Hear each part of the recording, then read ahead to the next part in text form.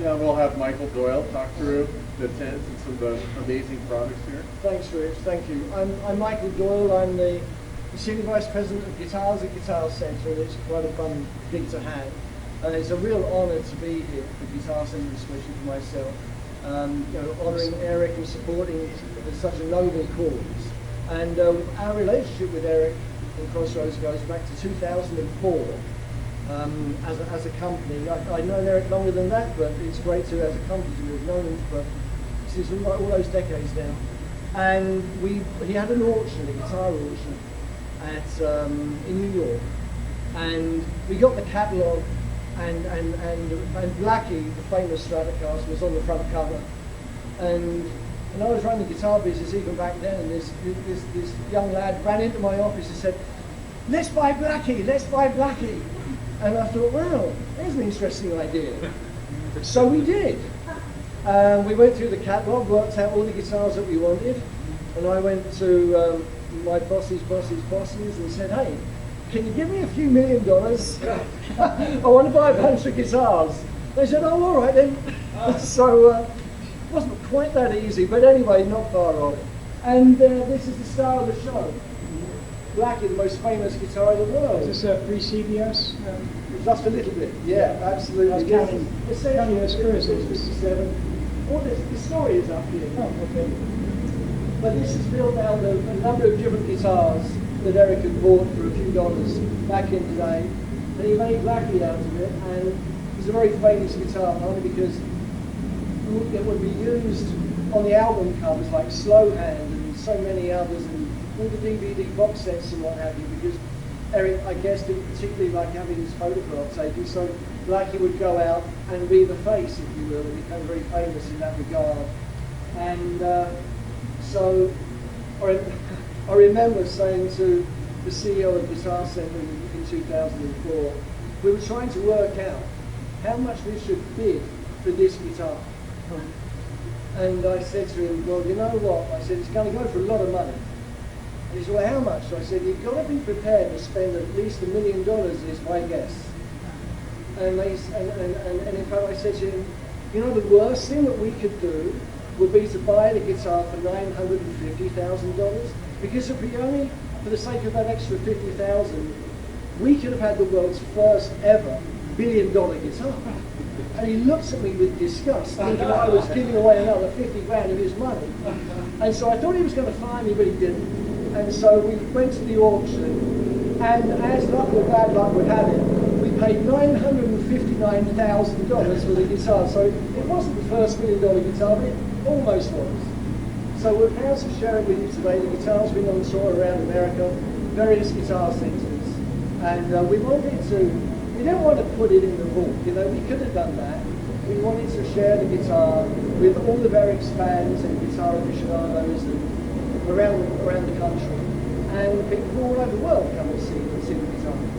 And so we wanted to share it. That's one of the best things about having it here today. We call it just the Legends Collection. It's a style show. And we bought a few other guitars that day. Over here is Stevie Ray Vaughan's Lenny. So this is the Lenny Stratocaster, and he calls it Lenny because his wife at the time was Lenny, and she got together with 6 other friends. They each picked $50 each, so 7 people, $50, $350, and they went to the local guitar store, and they bought this guitar that had been in the window that Stevie had been wanting, and so they gave that guitar to him, and then that night, legend has it, he was sitting on the end of the bed and he wrote the Lenny love song, the instrumental, on that guitar. And he always played that song on that guitar for many years. And so we bought that guitar at the 2004 auction as well. We recreated this guitar, and where a significant portion of the proceeds went for the benefit of Crossroads. That was done in 2007. In 2006, we did reissues of Blackie, and that went on sale on Black Friday of 2006. And we sold $4 million of those guitars in 4 hours. We were sold out in 4 hours. And a significant portion of the proceeds also went to the Crossroads Centre. And then the other guitar we bought was the Gibson S335. And this guitar was most famously played by Eric on the farewell tour. This is played at the Albert Hall on the farewell concert in London. And that guitar has been on display as well for the 20 odd years that we've owned it. And we bought that guitar, that was about $850,000, roughly that. The case is spectacular, it says cream stenciled on the case, which is what it's most famous for being played. And one of the guys at the office, he was looking at the guitar, and he was looking at the case, and he said to me, Michael, why does the case say cream if the guitar is red? So, if you know, you know, right? So, an awesome guitar, and this was also played on Nothing But the Blues, the Hyde Park concert that he did back in the early 2000s. So, this was part of Eric's life for 30 years. He bought the guitar, 40 years. He got the guitar in 1964 and sold it in 2000. Auctioned it in 2004. So this was, he actually said in the auction catalogue, this is one of the most consistent parts of my life. It's been with me for 40 years. And so it's an honour and a privilege to be the custodian of these instruments and bring them back and to share with Eric Clapton's fans here today and for the weekend. So that's tremendous. Before we move on to the other elements of the collection that we're doing for this particular show, I do want to mention the importance of collaboration. It takes a village, right, to create the Guitar Centre Village. And there are many manufacturers that are going to be here over the course of the weekend. And we're all here because we love guitars, we're all here because we love great music, we love Eric Clapton, we really want to support the cause. And the proceeds from the actual, this tent that you're in, all the tents that you're going to see from all the vendors that are here to support, that all goes to offset the expense of putting on such an incredible event as this. And so it really takes everyone putting their heart in the right place and doing what's right and righteous. And so if I may, I'd like to call out the vendors by name. They're very important to us. Fender, Gibson, Martin, Ernie Ball and Music Man, Ibanez Guitars, Paul Reed Smith Guitars, Shaw Microphones and Boss Pedals, there's plenty of them there, D'Angelico Guitars, Dunlop Effects, Focusrite and Adam Audio, Gamma, Livewire and Mitchell, Marshall Amplifiers, and Yamaha Guitars as well. They're all here. And as well as other elements of the Guitar Centre companies, such as Guitar Centre Letters, we are here. We might even be able to show you a few chords later on today. And also you're going to learn more about Heritage Auctions. We're doing some products with them, as well as with Turn Up for Recovery and of course the Crossroads Centre themselves. So thanks to all for being here and contributing to the cause. If you come over 50 feet over here, one of the manufacturers that's always supported Guitar Centre and Crossroads is Martin Guitars. And they have their own booth here today. We've got a tremendous selection of Martin Guitars here to share with you today. The CEO, Thomas, is here as well. You can see him at the Martin booth, I'm sure. And all of these guitars are for sale, and of course many others, but people are welcome to come to the tent and buy the guitar of their dreams, the gig of the dreams, if you will. So Martin, we have 3 guitars from Martin I'm going to show you later on that are going to contribute towards the Crossroads cause. And by the way, any guitars that you buy, or any products, by the way, that you buy from the Guitar Centre tent over the course of the weekend, a proportion of the proceeds goes towards the Crossroads charity as well. So there's Martin guitars for you, made in Nazareth, Pennsylvania. So moving this way, there's a photograph of Stevie Ray Vaughan playing number 1. Those are the 2 most famous guitars that Stevie is known for, number 1 and of course Lenny. Over here you've got Blackie, of course, and then this great photograph of Eric. So this photograph of Eric, this was taken backstage at the Lyceum Ballroom, I think 1969, early 70, summer of 70. And it was the first time that Derek and the Dominoes were going on stage and they didn't have a manager. And backstage was where Eric and his friends came up to know Derek and the Dominoes. And that guitar that he's playing is a Martin D45 from 1968. And if you come this way, so this is a replica of the Lyceum guitar. This is a Martin D45, and it's got the very rich appointments to it with mother of pearl inlays around the sound hole, mother of pearl inlays on the inset within the fingerboard of the guitar.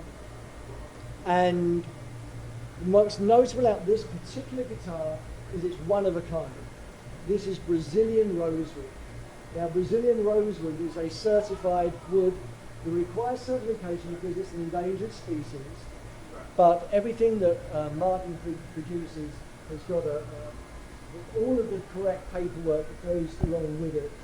And so it's all completely legally harvested, it's all above board, it's certified.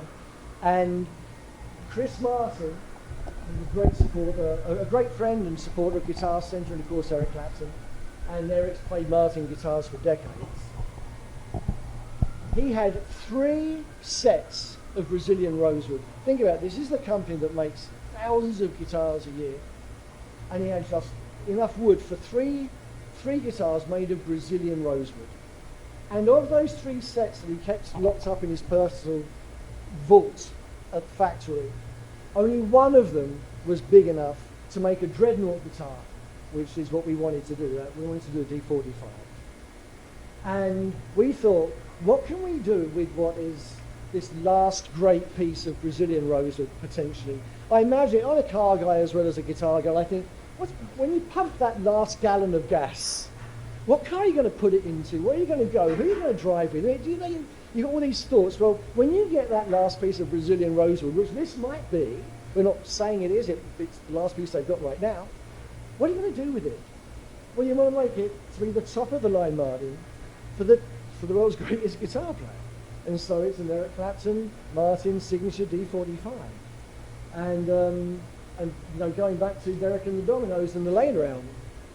And so this is one of a kind. This was $75,000, and it sold in the first week. And we're lucky to be able to display it here. And for those that can't afford that, we've got 2 other options. Come this way.